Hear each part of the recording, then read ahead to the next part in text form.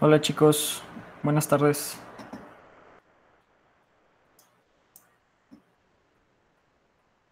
Buenas tardes, profe. Hola, profe, buenas tardes. Tardes, profe. Y nada más las tomo lista y ahorita comenzamos.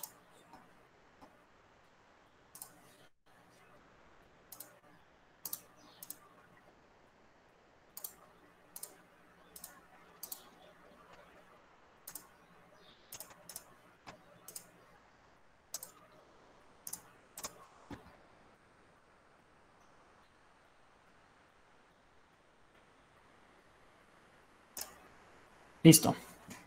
Entonces, si no mal recuerdo, nos quedamos viendo telómeros la clase pasada. Terminamos de ver el primer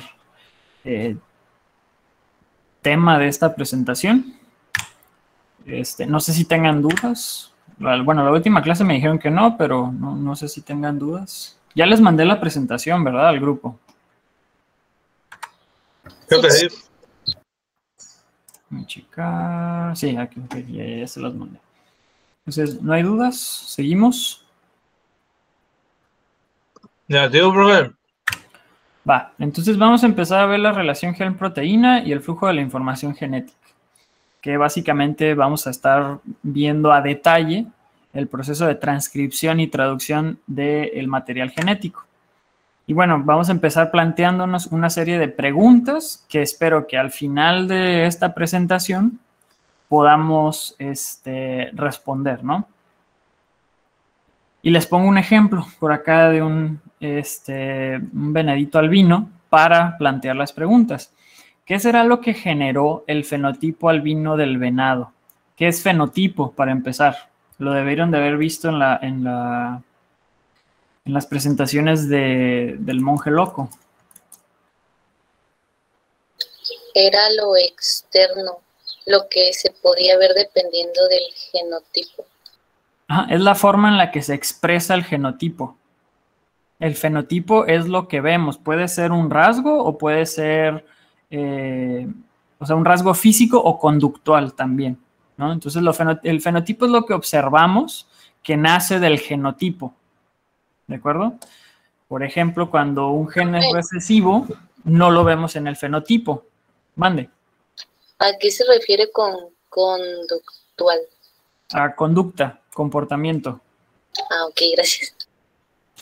Porque la variación genética también genera cambios conductuales. No nada más rasgos físicos. La conducta también depende del genotipo. Entonces, les ponía el ejemplo, en el caso del fenotipo, los genes que son recesivos, si están en presencia de un dominante, no se observan. Nada más observas el fenotipo del gen dominante. ¿De acuerdo? Entonces, su genotipo sería recesivo y dominante, pero el fenotipo es únicamente el dominante, ¿no? Como el ejemplo del tipo sanguíneo. Puedes tener un genotipo, no sé, 0 y A, y el fenotipo siempre va a ser A. ¿Por qué? Porque A es dominante sobre 0, que es recesivo. ¿De acuerdo? Entonces, el fenotipo es lo que vemos, lo que se expresa básicamente del genotipo. Y bueno, ¿cómo es que se generó este fenotipo albino del venado? ¿A alguno de ustedes se les ocurre? ¿Por alguna mutación? En específico, no sé si sepan por qué se origina el albinismo. Era por que no producían mucha melanina, algo así, no sé. Ajá, exactamente, melanina, pero la melanina es un pigmento, no está codificada por los genes, sino que la proteína encargada de producir el pigmento, o sea, la melanina, está mutante o está ausente, o sea, o está afuncional, o sea, que no funciona, o no está en el genotipo, básicamente, ¿no? Entonces, en efecto, eso es lo que está produciendo el fenotipo albino o el albinismo en ese venado, y es lo mismo que pasa también en humanos cuando se presenta el albinismo. Y bueno, ¿cómo es que la segunda pregunta dice, ¿cómo es que la información genética, o sea, el DNA, determina las características de un organismo? ¿Creen que puedan responder esa pregunta?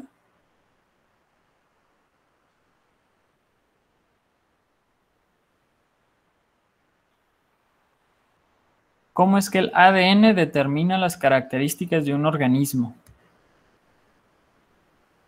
O sea, por ejemplo, ¿cómo es que el ADN determina el color de sus ojos? ¿Cómo es que el ADN determina su tipo sanguíneo? Era dependiendo del genotipo, cuál era recesivo, algo así. No exactamente. Aquí ya no estamos hablando de fenotipos y genotipos. Lo que quiero saber es si se les ocurre o si sepan cómo es que el genotipo, o sea, los genes, el DNA, determina a final de cuentas todos los rasgos de un organismo. Por ejemplo, el color de cabello, el qué tan rizado es su cabello, el color de ojos, el color de piel,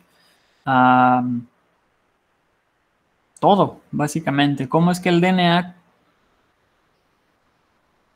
determina esas características? Se determina más que nada por los padres, profe, ¿no? Depende No estamos hablando de herencia ya. Estamos hablando de cómo es que ese DNA determina las características. O sea, cómo es que el DNA va a dictarle a un organismo el tipo de cabello que va a tener, sin hablar de herencia. ¿Cómo es que el DNA codifica para eso? ¿Cómo es que esa información de bases nucleicas genera un fenotipo que sería, por ejemplo, el pelo rizado?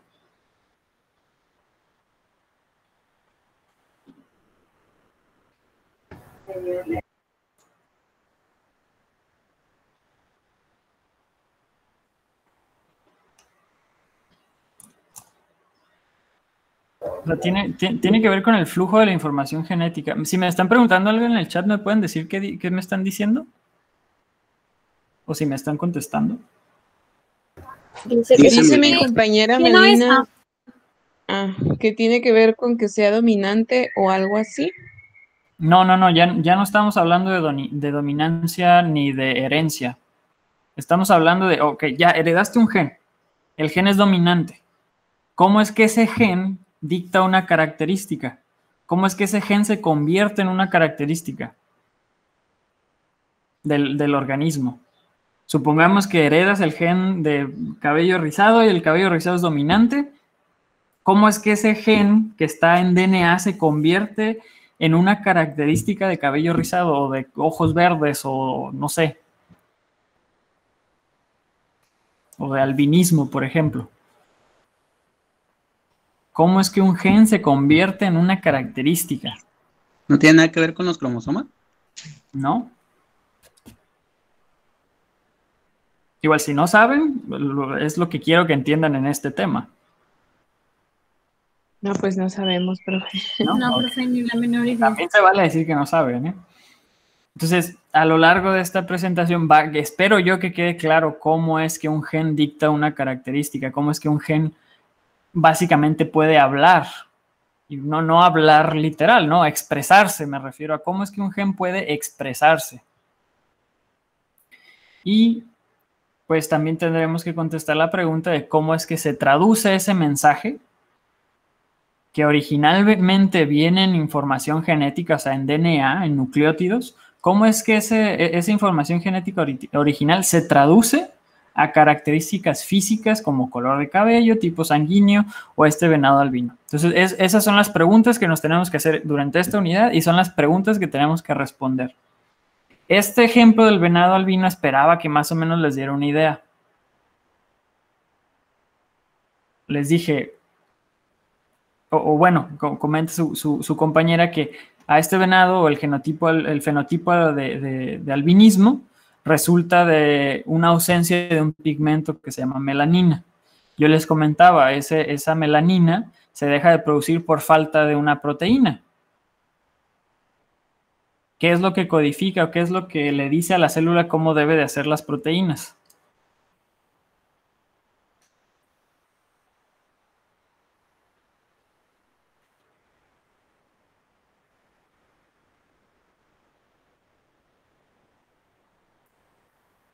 ¿Cómo sabe la célula cómo debe de sintetizar sus proteínas?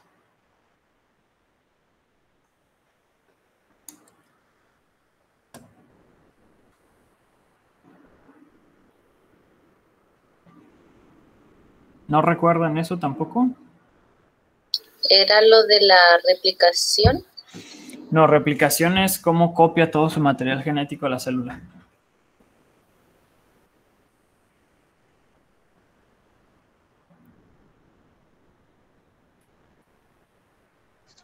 ¿Es por lo de ARN mensajero, profe? Por ahí va, pero no exactamente.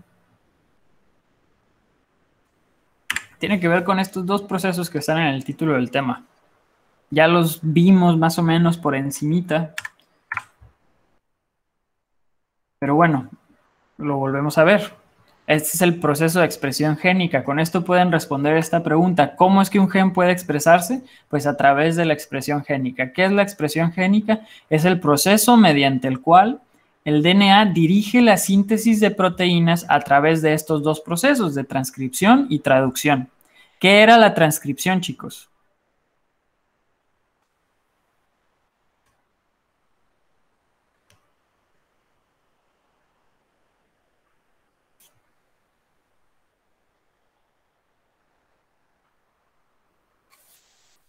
¿Qué es la transcripción?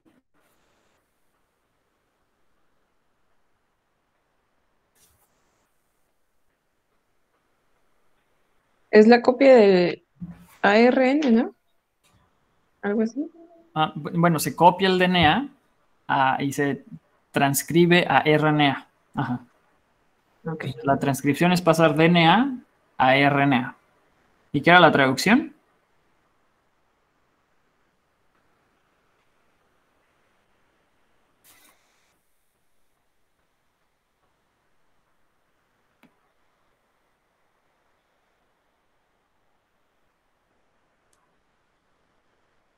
Chicos, ¿qué es la traducción?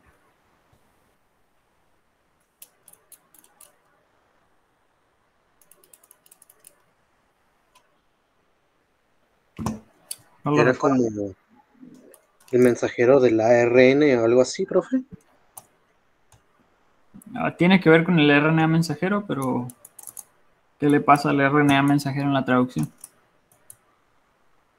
Ahí está en la imagen.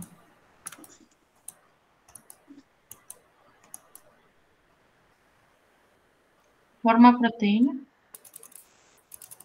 Ajá. Entonces, la traducción es Es cuando... el proceso de traducción ¿Perdón? de la secuencia de una molécula de ARN mensajero a una secuencia de aminoácidos durante el sistema de proteínas. Síntesis de proteínas. Ensambla proteínas, ¿no? No, el RNA mensajero no ensambla proteínas, codifica para las proteínas. ¿La definición de dónde la sacó?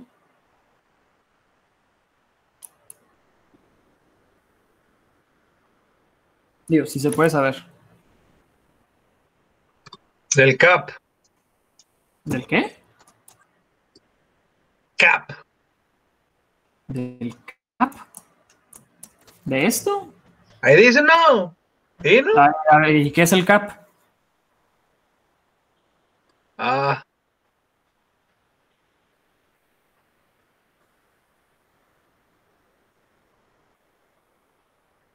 Bueno, supongo que la definición la sacó en línea porque el CAP todavía no lo vemos y no tiene nada que ver con la definición que no, dio. Pero es la definición correcta, es la traducción del RNA mensajero a una proteína. El proceso lo vamos a ver más adelante. Tiene que ver con los ribosomas. Esta es la forma en la que se expresan sus genes. El cabello es una proteína. Esa proteína, si seguimos este proceso de manera inversa, está codificado por un gen. ¿Cómo es que ese gen genera una característica? Pues se expresa. Al expresarse se genera la proteína de su cabello. Y si heredaron, no sé, cabello rizado de sus papás, tienen el gen del cabello de su papá. Como ejemplo, ¿no? Entonces, ¿cómo es que se expresa un gen? A través del proceso de expresión génica. ¿Qué es lo que se expresa durante la expresión génica? Proteínas. Y las proteínas son las que generan el fenotipo, chicos. A eso es a lo que quería llegar. Las proteínas son las que definen las características de un individuo y las proteínas están codificadas en el material genético. Entonces, las proteínas definen, por ejemplo, el color de su piel, qué tanto pigmento se va a producir, depende de sus genes. El color de sus ojos depende de la proteína que va a estar en el iris de sus ojos y de la pigmentación también. El color de su cabello depende de la pigmentación que también está codificada o generada esa pigmentación más bien por proteínas que están codificadas en su material genético. Todas sus características están codificadas por un gen y esos genes pues los heredaron. Entonces así es como se expresa un gen, a través de proteínas. Y este es el dogma central de la biología molecular. A partir de DNA se obtiene RNA mensajero y a partir de RNA mensajero se obtiene una proteína. O sea que a final de cuentas, a partir de un gen se obtiene una proteína y esa proteína va a generar un fenotipo o una característica. ¿De acuerdo? Entonces, antes de poder empezar a ver el proceso de transcripción y traducción más a fondo, necesitamos recordar unos principios básicos que ya hemos visto en unidades pasadas. Por ejemplo, el DNA o el ácido desoxirribonucleico forma doble hélice, tiene doble cadena y está formado por los nucleótidos ATCG. Mientras que en el caso del ácido ribonucleico, tiene cadena sencilla, se estructura y está formado por los nucleótidos AUCG, donde básicamente simplemente reemplazamos a la T del ADN por un uracilo. En el caso de las proteínas van a ser polímeros de aminoácidos y los ácidos nucleicos y las proteínas contienen información que está escrita en lenguajes que son químicamente diferentes. O sea, el DNA y el RNA están hechos del mismo tipo de moléculas, de nucleótidos, mientras que las proteínas están formadas de aminoácidos y los nucleótidos son muy diferentes a los aminoácidos, tienen propiedades muy diferentes. Y bueno, la síntesis de una proteína a partir de DNA requiere de los dos pasos que vamos a estar analizando, la transcripción y la traducción, que primero ocurre la transcripción y después la traducción, como lo vimos en esta imagen. Es la transcripción, es la síntesis de RNA mensajero a partir de DNA. Y el RNA sintetizado o el RNA mensajero porta el mismo mensaje genético del DNA para la síntesis de una proteína. Y la traducción es la síntesis de un polipéptido a partir de RNA mensajero. Aquí ocurre un cambio de lenguaje, de nucleótidos a aminoácidos. Ese cambio de lenguaje, esa traducción, la lleva a cabo el ribosoma. Este es el lugar donde ocurre la traducción. Y importante, los ribosomas están formados de RNA ribosomal y de proteínas. Son complejos macromoleculares muy grandotes que están formados de RNA ribosomal y de proteínas. Y en el proceso de traducción también asisten otro tipo de RNA que se llaman RNAs de transferencia. Entonces, hasta ahorita hemos visto 3 tipos de RNAs, aunque hay más, ¿no? RNA mensajero, ribosomal y de traducción. Ya que lleguemos al tema de traducción, los vamos a ver un poquito más a fondo. Al menos ahorita en transcripción nada más nos vamos a estar enfocando en RNA mensajero. Importante, la transcripción y traducción en el caso de eucariotas ocurre de manera compartimentalizada y en procariotas ocurre todo en el citosol. ¿A qué me refiero con esto? Bueno, en el caso de bacterias o en procariotas, tanto la transcripción como la traducción ocurren en el citoplasma o en el citosol. Todo ocurre en el citosol. ¿Por qué? Pues no tiene compartimentos. En el caso de eucariotas, la transcripción y la traducción ocurren en 2 compartimentos diferentes, por eso les digo que está compartimentalizada. La transcripción ocurre exclusivamente en el núcleo y la traducción ocurre en el citoplasma. ¿De acuerdo? Que no se les olvide eso. Profe, ¿lo puede repetir? ¿Cuál de los dos o cuál de los dos? Las dos, es que no lo terminé de apuntar. Ok, en el caso de procariotas, transcripción y traducción ocurren en el citoplasma.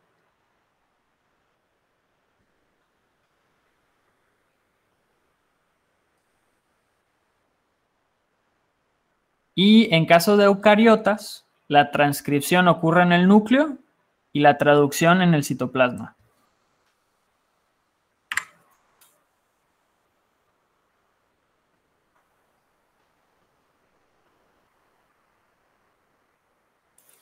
¿Listo? Sí, gracias. Perfecto, de nada. Ok. Entonces, hasta ahorita sabemos que a partir de un gen se obtiene una proteína, pero no sé si se han preguntado cómo es que un gen se convierte en una proteína, cómo es que se transcribe y cómo es que se traduce esa información a, a un gen, a una proteína, perdón. Bueno, tiene que ver con la manera en la que se lee la información genética. ¿Cómo se lee la información genética? ¿Cómo es que el ribosoma interpreta la información que viene en el RNA mensajero? Recuerden que el RNA mensajero es una copia idéntica del DNA, nada más reemplazamos Ts por Us y nada más. Bueno, es RNA, ¿no? Entonces, tienen la misma información. ¿Cómo es entonces que el ribosoma traduce esa información de nucleótidos a una proteína? Les digo, tiene que ver con la forma en la que el ribosoma lee la información que está en ese RNA mensajero. Esa información se lee en codones. ¿Qué es un codón? Es un triplete de 3 nucleótidos. Cada 3 nucleótidos que están en el RNA mensajero son un codón. ¿Por qué se llaman codones? Porque codifican. Cada codón va a codificar para un aminoácido. ¿De acuerdo? Entonces, así es como el ribosoma lee el RNA mensajero. Lo lee por codones. ¿Qué son los codones? Tripletes de 3 nucleótidos. Y cada triplete de 3 nucleótidos va a codificar para un aminoácido.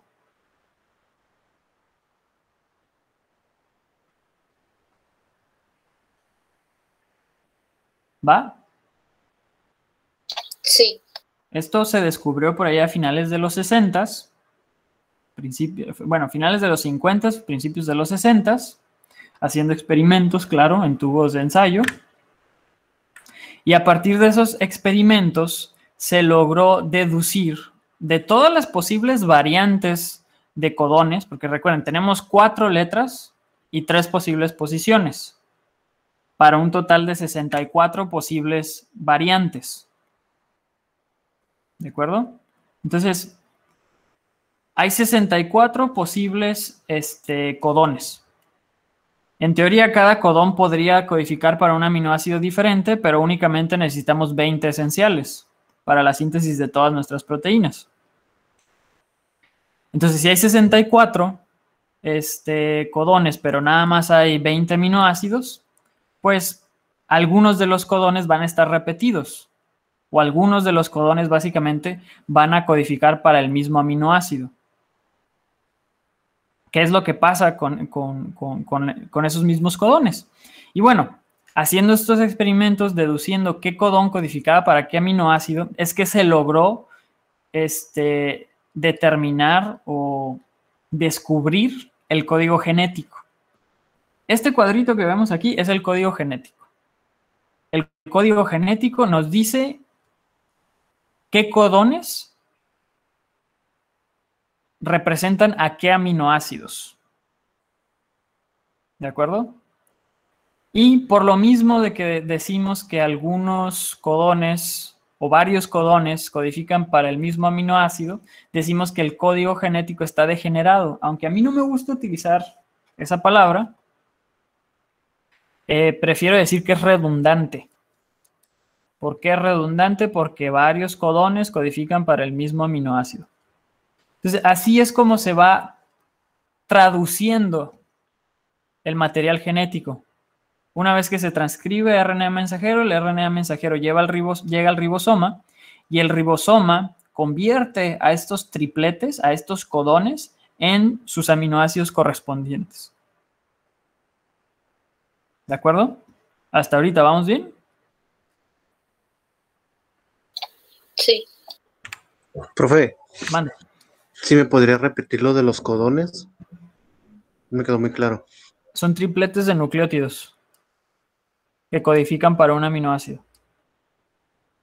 Gracias, profe. De nada. Y bueno, el primer proceso que vamos a revisar a fondo va a ser la transcripción, ¿de acuerdo? Porque es el primer paso de la expresión génica, ¿no?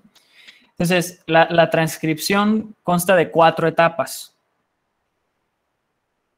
Que creo que vienen, ajá, están acá, me salté una diapositiva, perdón. Entonces, en la que sigue vamos a ver las etapas. Pero bueno, vamos a ver primero los componentes de la transcripción. En la transcripción participan una RNA polimerasa. ¿A qué le suena RNA polimerasa? ¿Qué creen que hace la RNA polimerasa? ¿Rompe? No. Termina en asa, pero no rompe. De hecho, todas las enzimas terminan en asa. Entonces, asa no forzosamente significa romper.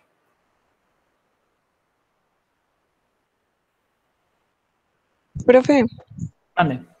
dice mi compañera Melina que si le puede repetir lo de refundante de varios, algo así dijo. Redundante. Sí, ese, por favor. Redundante, que el código genético sea redundante significa que varios codones codifican para el mismo aminoácido. Entonces, es que vean el código, hay que ponerle atención. Por ejemplo, aquí hay 4 codones diferentes que van a codificar para un solo aminoácido, que es arginina. Aquí hay 2 que codifican para serina, otros 2 que codifican para arginina. Entonces tenemos un total de 6 codones que codifican para exactamente el mismo aminoácido, que es arginina. A eso es a lo que me refiero con que es redundante. Dentro del mismo código genético hay 4 nucleótidos que me gustaría que memorizaran. Todos los demás no los necesitan memorizar, pero estos 4 que están de color me gustaría que los memorizaran porque son especiales. El codón AUG codifica para una metionina. Y ese codón es especial porque es el codón que marca la iniciación de la traducción de una proteína. AUG también es conocido como el codón de iniciación. ¿De acuerdo? Entonces, para que lo memoricen, AUG, codón de iniciación. Y hay otros 3 especiales que son estos rojos. UAA, UAG y UGA. Estos son codones de terminación. Estos 3 no codifican para ningún aminoácido. Codifican para la terminación de la traducción. Entonces, cuando el ribosoma llega a estos codones, se detiene la traducción. Entonces, AUG, codón de iniciación, y estos 3 de acá van a ser codones de terminación. Entonces, nada más, sí, les recomendaría que se aprendieran esos 4 de memoria. Entonces, vuelve a ser redundante, al menos con los codones de terminación, porque tenemos 3 diferentes, ¿no? 3 diferentes que tienen la misma función. A eso es a lo que me refiero con redundantes. Pero bueno, les preguntaba, ¿a qué le suena RNA polimerasa? ¿Qué creen que haga? Sintetizan. Sintetiza el RNA mensajero, exactamente. Esa es la función de la RNA polimerasa y lo hace separando la doble hélice de DNA. O sea que tiene una función como si fuera una helicasa. También puede separar la doble hebra del DNA, pero ella solita no ocupa ayuda de nadie más. Y bueno, elonga la cadena de RNA complementario al templado de DNA. O sea, copia exactamente la misma información del DNA, pero la pasa a RNA, o sea, la transcribe. Otro componente importante en la transcripción son los promotores. ¿Qué son los promotores? Van a ser secuencias de DNA donde la RNA polimerasa se une e inicia la transcripción. De ahí sigue el terminador, que es la secuencia que le da señal a la RNA polimerasa de terminar la transcripción. Estos codones de paro no son las señales de terminación. Esos codones de paro son la señal de terminación para la traducción. no para la transcripción. Para la transcripción se utilizan otras señales. Y por último, tenemos a la unidad transcripcional, que es todo el segmento de DNA que va a ser transcrito. O sea, el gen que se va a transcribir. Esa es una unidad transcripcional. ¿Dudas con los componentes?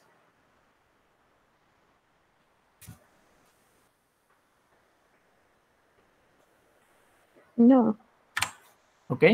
Entonces vamos a empezar a analizar ahora sí las etapas de la transcripción. La primera etapa es la iniciación. Les recomiendo que se las aprendan en orden, ¿no? Iniciación, elongación y terminación. ¿Qué ocurre durante la iniciación? Bueno, durante la iniciación la RNA polimerasa se une al promotor. ¿Qué era el promotor? Es la secuencia de DNA donde la RNA pol se une e inicia la transcripción. Es una secuencia especial de ADN que es reconocida por la RNA polimerasa y la RNA polimerasa se une a ese promotor. Una vez unida, lo primero que hace la RNA pol es separar la doble hélice de ADN. La separa un poquito nada más, como se ve en este paso, ¿no? Un poquito nada más la separa. Seguido, la RNA polimerasa inicia la síntesis a partir de la cadena molde de DNA. Entonces, utiliza una sola de las cadenas para sintetizar la cadena complementaria de esa misma, como se ve aquí. Aquí no necesitamos primasa ni nada. La RNA pol puede hacer todo ella solita. Entonces empieza a sintetizar la cadena complementaria para la cadena que va de 3' a 5'. ¿De qué sentido a qué sentido quedamos que se sintetizaba el DNA? Opuesto, ¿no? Ajá. ¿Que sería cómo? Era de derecha a izquierda. No se lo aprendan de qué lado a qué lado. Porque la cadena de ADN se puede voltear. Tendría la misma información, pero avanzaría para el lado contrario. Entonces, no se lo imaginen de izquierda a derecha, de derecha a izquierda. Es de un lado en específico a otro lado en específico. El ADN solo se sintetiza ¿de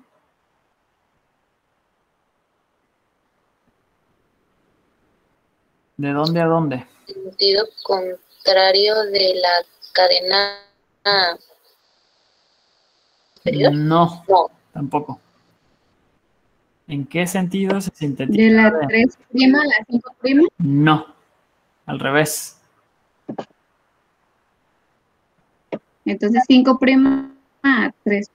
Exactamente. El ADN únicamente se puede copiar de 5' a 3'. Lo mismo aplica para el RNA mensajero. La RNA pol únicamente puede sintetizar el material genético de 5' a 3'. Entonces, la RNA pol utiliza como molde a la cadena que va de 3' a 5'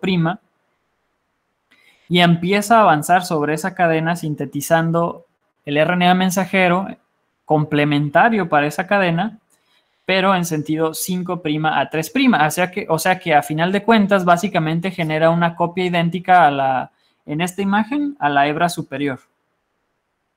Genera una copia idéntica de la hebra que va de 5' a 3', pero en RNA. ¿De acuerdo? Entonces, ¿por qué les digo que no se lo aprendan de derecha a izquierda o de izquierda a derecha? Porque esta misma secuencia la podemos voltear y el 5' a 3' queda al otro lado, ¿no? Así sería de izquierda a derecha, pero si la volteamos sería de derecha a izquierda y el ADN puede estar pues en cualquier orientación, podría ser de arriba abajo, de abajo arriba.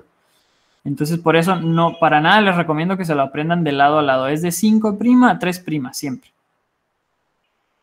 Y bueno, después de la iniciación comienza la elongación, en la que la polimerasa se mueve corriente abajo, separando la doble hélice y elongando el transcrito, como les dije, de 5' a 3', igual que el ADN.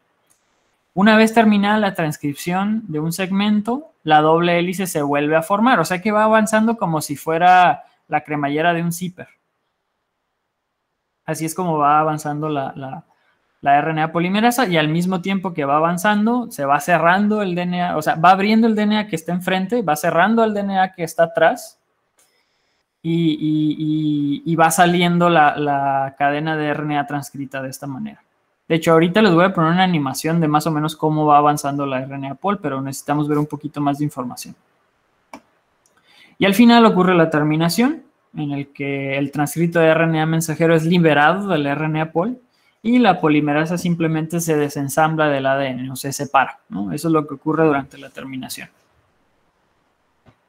¿Hasta aquí dudas, chicos?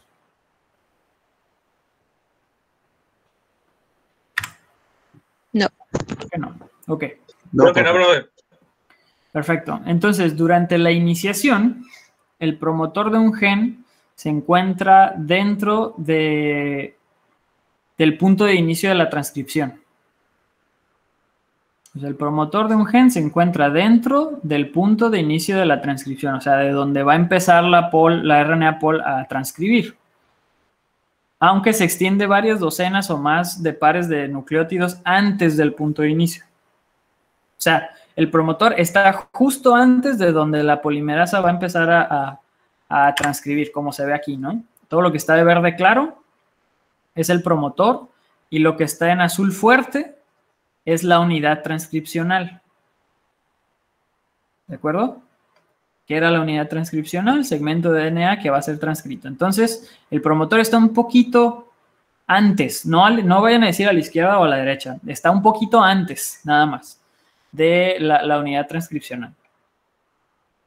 Y bueno, la secuencia promotora determina el punto de inicio de la transcripción por parte de la RNA pol. La iniciación ocurre de manera un poco diferente en procariotas y en eucariotas. En procariotas es muy sencillo. La RNA pol reconoce y se une específicamente a la secuencia de ADN, que es el promotor. Y ya, eso es todo lo que ocurre en procariotas. En eucariotas es un proceso más complejo y más regulado. En eucariotas se necesita una serie de proteínas que se llaman factores de transcripción, o también factores transcripcionales, que median la unión de la RNA pol al promotor. Los factores transcripcionales, recuerden, son proteínas. Entonces, en eucariotas, la RNA pol, para unirse al DNA y comenzar la transcripción, requiere de proteínas que hagan que la RNA pol se una al DNA. Sin esos factores de transcripción, la RNA pol no transcribe nada. Entonces, los factores de transcripción se unen al promotor, y posteriormente la RNA pol 2 se une al promotor, o la RNA pol 1 o cualquier RNA pol se une al promotor. Y a este complejo se le llama complejo iniciador de la transcripción. Aquí ignoren lo de RNA pol, ahorita eso, lo de que es la 2, ahorita eso no importa. Lo que importa es que el promotor recluta, los factores transcripcionales reclutan a la RNA pol para que se una al promotor. Y todo este complejo de factores de transcripción RNA pol y promotor se llama complejo iniciador de la transcripción.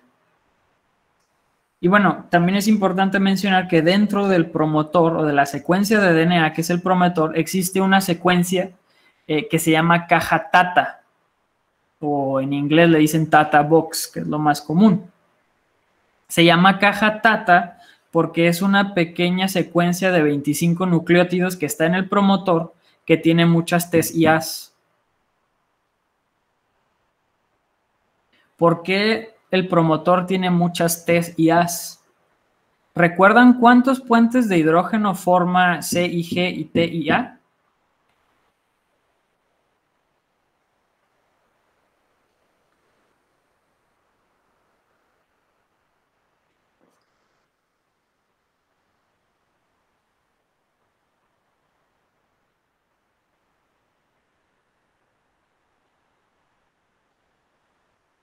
¿Recuerdan cuántos puentes de hidrógenos forman citosina con guanina en el DNA de doble cadena?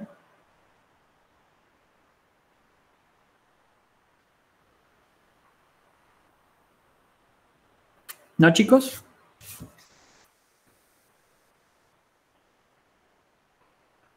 No. Bueno, que no se les olvide. Citosina con guanina forma 3 puentes de hidrógeno. adenina con timina forma 2 puentes de hidrógeno. Ahora les pregunto, ¿qué será más fácil, romper 3 puentes de hidrógeno o romper 2? 2. Se necesita menos energía para romper 2 puentes de hidrógeno. Entonces, por eso, el promotor es rico en Ts y As. ¿Para qué? Para que sea más fácil para la RNA pol romper esos puentes de hidrógeno. ¿Para qué? Para poder separar a la doble hebra del DNA y poder comenzar la traducción. Entonces, por eso se cree que está presente esta Tata Box en el promotor. Entonces, esta es la caja Tata, región rica en Ts y As, está en el promotor, ahí se unen los factores transcripcionales, ahí se recluta a la RNA pol y ahí es donde comienza la transcripción una vez que la RNA pol es reclutada y ensamblada y que se ensambla todo el complejo iniciador de la transcripción. Algo así es como bueno, está muy caricaturesco esto, ¿no? Ahorita les enseño la animación de cómo ocurre realmente, o bueno, también es una animación, pero es muy cercana a cómo ocurre de verdad. Entonces, tenemos al promotor, tenemos factores transcripcionales, los factores transcripcionales reclutan a la RNA pol al promotor y la RNA pol, bueno, ya que se forma todo el complejo de iniciación de la transcripción, la RNA pol comienza ahora sí la transcripción. Todas esas bolitas que están ahí atrás son los factores transcripcionales que en teoría son proteínas, ¿no? Pero están representadas de manera caricaturesca. Y bueno, así es como la RNA pol sintetiza de 5' a 3' al RNA mensajero. La RNA pol se mueve a lo largo de la doble hélice, separándola de entre 10 a 20 nucleótidos a la vez, formando la cadena complementaria. O sea, aquí se van agregando los nucleótidos de RNA y si coinciden con el nucleótido de la cadena molde, la RNA polimerasa forma el enlace fosfoéster del nucleótido con la cadena que ya va sintetizando, ¿no? Y bueno, conforme el RNA se va moviendo, la doble hélice se vuelve a formar, ¿no? Como vemos aquí al final. Y bueno, les muestro ahora sí la animación. Ya les había mandado el video y la animación de factores de transcripción está justo después del de la RNA polimerasa. Estos son los factores transcripcionales. Están unidos al DNA y están esperando una señal que les permita reclutar a la RNA pol. En este caso, esa señal es la vitamina D. La vitamina D sirve para iniciar la transcripción de genes que están involucrados en la síntesis de hueso. Entonces, la vitamina D, en este caso, se une a estos factores de transcripción específicos y al unirse van a ver que ocurre un cambio conformacional en los factores de transcripción. Cambia la forma. Al cambiar de forma, los factores transcripcionales son capaces de reclutar a la RNA pol. Y aquí es donde se ensambla por completo el complejo de iniciación de la transcripción. Una vez ensamblado, la RNA pol se libera del complejo y comienza la transcripción. Y así es como la RNA pol va llevando a cabo la transcripción. Va leyendo el DNA y va sacando el RNA mensajero. Esa es más o menos la velocidad real a la cual ocurre el proceso. Así de rápido es. Y ahorita vamos a ver el sitio activo de la enzima, mucho más cercano para ver cómo es que se van agregando los nucleótidos. Todo esto que se ve en amarillo en el fondo son los nucleótidos. El núcleo es rico en estos nucleótidos.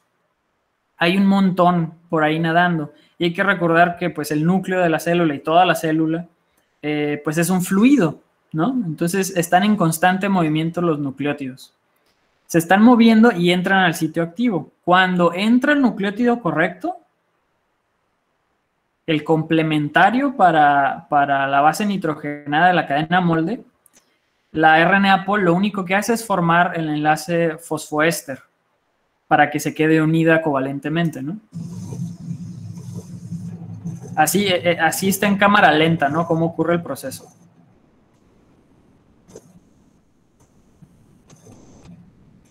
Y esta es la velocidad real.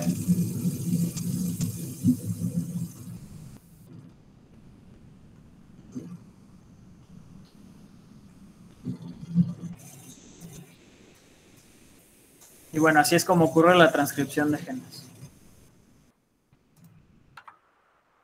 Ya las demás animaciones las vemos más adelante. Entonces, no sé si quedó más o menos claro, chicos, entonces este proceso de transcripción.